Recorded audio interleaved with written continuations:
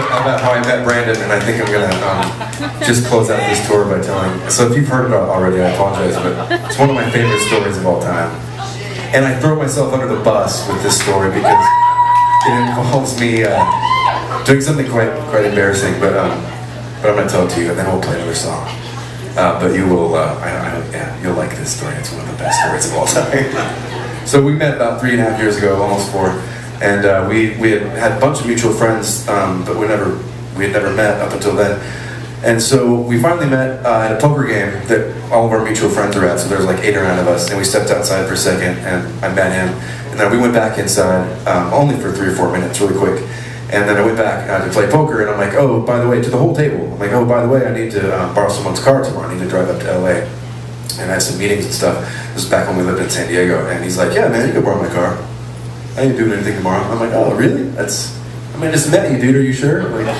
He's like, yeah, man, I ain't doing shit tomorrow. Go ahead and take it, you know, whatever.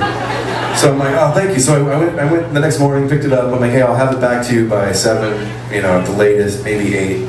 And he's like, no worries, you're fine. So I took it, came here, I had meetings, and then drove back. And I got lost on the way back a little bit. I got on the 710 freeway, which is by Long Beach, and all the off-ramps over there are like guard shacks. So once you exit, you have to get, you know, right back on. You do a U-turn and get right back on, and there are no bathrooms.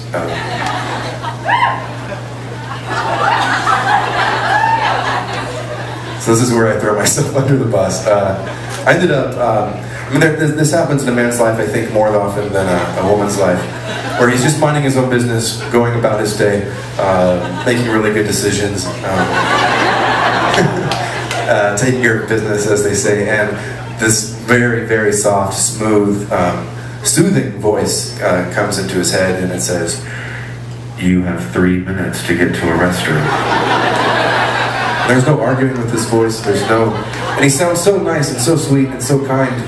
And sometimes you don't really realize what he just told you. You're like, oh, hey, what? Because you think he's giving you good news, and he's not. And he says it again. You have 3 minutes to get to a restroom. And okay. So I ended up, oof, this is hard to say. Ladies, I'll be in the back after the show. I ended up shitting in my pants in his car. Okay, so now the story, from here on, the story gets better. Okay, I promise. Oh, I'm so sorry. So I realized, you know, it takes me a little bit to get things back to normal, and so I'm running late at this point, and I'm like, man, I gotta call this guy, and you know, I don't know what I'm gonna say, but so I call him, and he picks up, and I'm like, hey man, dude, I'm really sorry, I'm gonna be a little bit late, and I had a little accident. And it didn't dawn on me that, you know, I'm borrowing the guy's car. He doesn't know me at all, so he's gonna think that I got into a car accident. And so he's like, oh, okay. What happened? I'm like, dude, I shit my pants, man. And he's like, yeah, man, I would too. So what happened? I'm like, man, I was driving along, I was on the 710, there was guard checks everywhere, I shit my pants, man. He's like, yeah, oh man, I would too. So whose fault was it? And I'm like, you know, probably mine, I mean, something I ate, probably something I ate, you know, I don't know. He's like, wait, what? And then it all dawned on me all at once. I'm like, oh, no, dude, your car is fine. I pooped in my pants. And then his final response was, fine, by the way. What's that? My car is not fine, by the way. Shit your pants, man. And then his final response was, oh, dude, don't worry about that, man. I've done that before.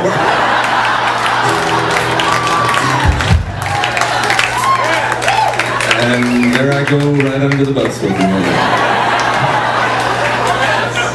So I probably won't ever tell that story again. I think it's run its course, but I wanted to say in my now hometown, thank you for coming tonight. It's our last show of this tour, and it's been a wonderful, wonderful experience to end it here. So thank you.